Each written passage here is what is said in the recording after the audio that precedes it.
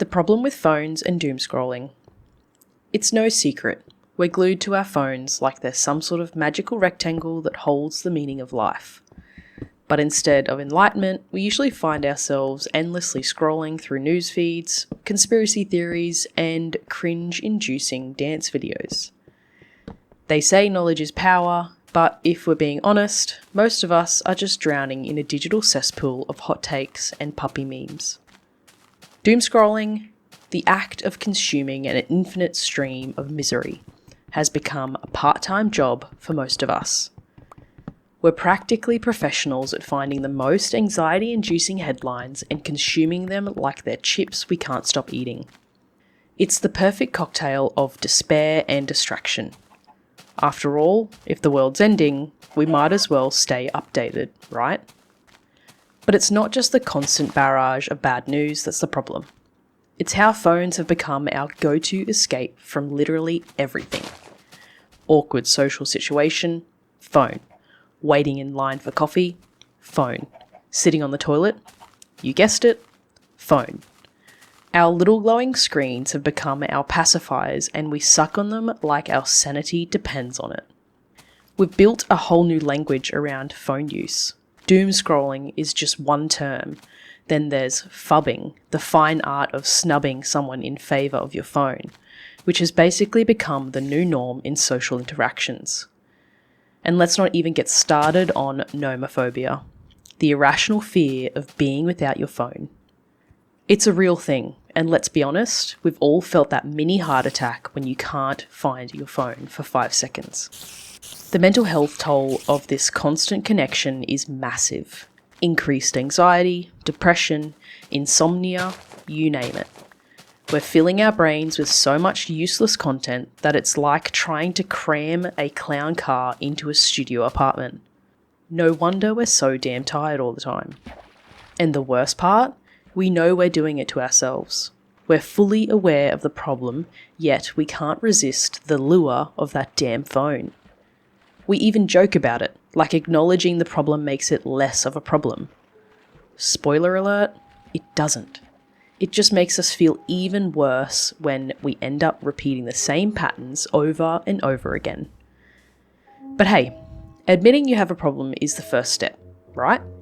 Even if that admission happens while you're scrolling through another 20 hot takes about why the world is falling apart.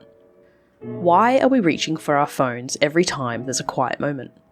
Ever been in an elevator and immediately pulled out your phone like you're expecting an urgent message from the Prime Minister? Yeah. Me too. We reach for our phones the second we feel even the slightest hint of boredom or discomfort. It's like a knee-jerk reaction, as if being alone with our thoughts for more than 10 seconds might cause a spontaneous combustion. Why do we do this? Simple.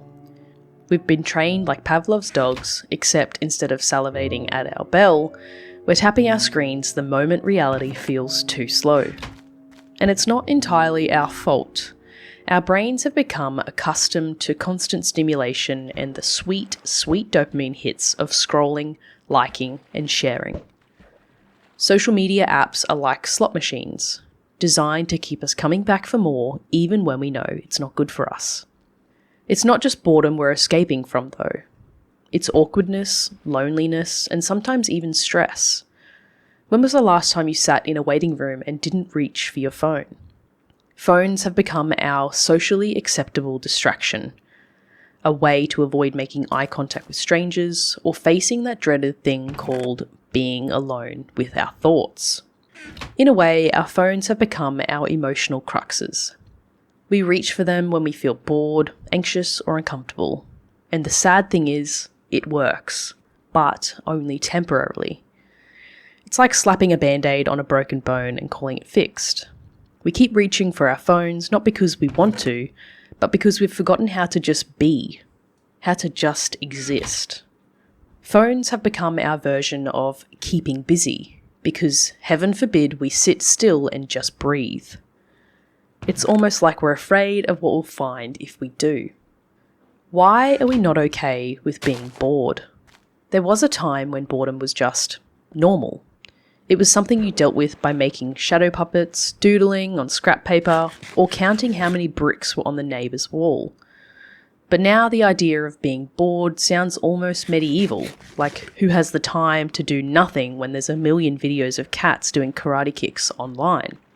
Being bored used to be where creativity happened.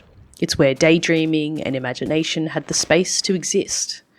It's where kids invented games like The Floor is Lava, and grown-ups found themselves randomly learning how to juggle because why not? Boredom was a breeding ground for creativity, problem solving, and just plain old daydreaming. Now, we've replaced it with the dopamine hits of digital overstimulation. Scrolling endlessly, liking pictures of strangers' lunches, and diving into rabbit holes about conspiracy theories involving celebrity lizards. And it's not just a problem, it's an epidemic. The truth is, we've become so accustomed to being entertained every waking moment that boredom feels uncomfortable, like a sock that's slightly twisted on your foot. We'd rather dive into the shallow end of internet nonsense than just exist. And that's a little tragic if you think about it, like a society-wide case of collective ADHD. But here's the kicker. Boredom is good for us. Studies have shown that allowing your mind to wander during periods of boredom can boost creativity, improve problem-solving skills, and even help us process emotions better. It's like our brains need downtime to clean up the mess of thoughts and emotions it's been storing away like a hoarder with a sentimental attachment to expired condiments. We're robbing ourselves of those moments of mental clarity because we've trained our brains to expect constant stimulation. And the more we avoid boredom, the less tolerant we become of it. It's a vicious cycle, like trying to quit sugar while living in a candy store. The tragedy is, we've forgotten how to just be, to sit in silence and let our minds wander without needing to scroll through something, swipe on something, or click on something. Maybe if we can learn to embrace boredom again, we'll realise it's not something to be feared, but a valuable tool for creativity, growth, and even a little bit of peace. Why do we fill voids with our phones? Phones have become the modern security blanket. Got anxiety? Pull out your phone. Feeling lonely? Check your notifications. Awkward silence? Scroll through your feed like your life depends on it. It's the Swiss cheese solution to emotional voids. Sure, it fills the gaps, but it's also full of holes. The problem is, it's not really solving anything. It's just distracting us from the things we don't want to confront. And the worst part, it's so effective. Because, let's be real, it's easier to scroll through funny videos than it is to sit down and question your entire existence. It's human nature to avoid discomfort, and phones make it so ridiculously easy. You're feeling stressed, there's an app for that. Bored? Here, a never-ending feed of other people's curated lives. Feeling a little too much existential dread today? No worries, just click your way into a black hole of cat memes until the bad feelings disappear. We use our phones to avoid discomfort, and who can blame us? Confronting life's big questions is hard. It's just so much easier to keep scrolling, clicking, swiping, until your brain is so numbed out you can't even remember what you were avoiding in the first place. And the worst part, it works. For a little while at least. Phones have this magical ability to convince us that we're not really wasting time. I'm just staying informed, we tell ourselves while reading the third Reddit thread about why some actor left the show 2 years ago. I'm just unwinding, we justify as we binge watch mindless content until our brains turn to mush potatoes. But deep down, we know. We know that our phones are just temporary distractions, cheap plaster over deep cracks. And the more we use them to fill those voids, the bigger those voids grow. It's like trying to plug a leaking boat with paper towels. Sure, it feels like you're doing something, but the water just keeps pouring in. The sad truth is, we're not really filling the voids. We're just delaying the inevitable moment where we actually have to confront whatever's bothering us. And the longer we avoid it, the worse it feels when we finally have to face it. But maybe that's why we keep coming back, because phones offer a quick fix, a temporary relief from whatever emotional storm we're trying to avoid. They give us the illusion of control, even if it's just pressing a button and making something new appear on a screen. It's like trying to solve hunger by chewing gum. It feels satisfying for a moment, but it never actually fills you up. So we keep scrolling, because it's easier than admitting that maybe, just maybe, the thing we're really trying to avoid is ourselves. How can I realistically use my phone less? Alright, let's get real. We all know the basic advice. Delete apps, turn off notifications, throw your phone into the ocean. Okay, maybe not that last one. But the usual suggestions feel like trying to put out a wildfire with a spray bottle. The key here is to find realistic ways to use your phone less, not eliminate it completely. Because let's be honest, phones are not going anywhere, and most of us aren't prepared to live the hermit life. We're looking for balance, not digital abstinence. Start by setting specific phone-free times. Mornings and nights are a great place to begin. Try to not look at your phone first thing in the morning or right before bed. Give your brain a chance to wake up or wind down without being immediately assaulted by memes or depressing news headlines. Or if you're feeling particularly brave, make your phone intentionally boring. Turn it to grayscale. It sounds ridiculous, but when you look at your phone and it looks like a relic from 1943, you're a lot less interested in staring at it. And if you want to go a step further, remove the addictive apps from your home screen or disable notifications that aren't actually necessary. Because really, does anyone need to know that their game of Candy Crush has free lives waiting for them? Another surprisingly effective trick is the out of sight, out of mind method. Leave your phone in another room when you're working or relaxing. When your phone is physically out of reach, you'll be amazed at how much less you check it. It's like your brain forgets it exists for a while. Blissful ignorance. The goal isn't to make your phone the enemy, but to use it with intention. Before picking up your phone, ask yourself, am I using this intentionally or just out of habit? Yes, it sounds corny, but it works. If you're just mindlessly picking it up, challenge yourself to put it back down. Another trick? Replace the habit with something else. Got the urge to check your phone for the 74th time today? Pick up a book, doodle on a piece of paper, or just stare into the middle distance, like a Victorian poet deep in existential dread. And here's the kicker. Reward yourself for not using your phone. Because if apps can give you dopamine hits, so can you. Celebrate small victories like making it through a meal without checking your phone or managing to read a whole chapter of a book without getting distracted. It's not about never using your phone.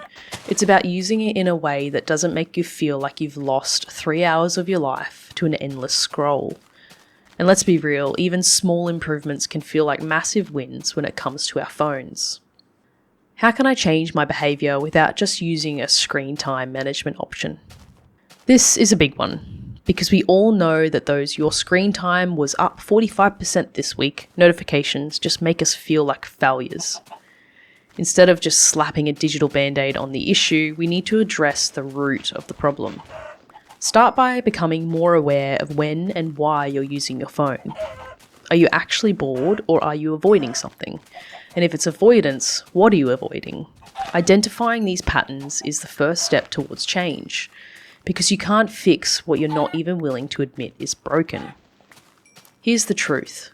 If you want to change your behaviour, you have to get comfortable with being uncomfortable. If you're reaching for your phone because you're feeling anxious, lonely, or just plain bored, acknowledge that feeling and sit with it. Let yourself feel weirdly uncomfortable for a bit. Because, spoiler alert, it won't kill you. Then, replace mindless phone use with something else, whether it's a hobby, exercise, or just sitting with your thoughts. The goal is to fill that void with something more meaningful, because if you're not actively working on replacing the habit, you're just going to fall right back into it. Another powerful tool is mindfulness.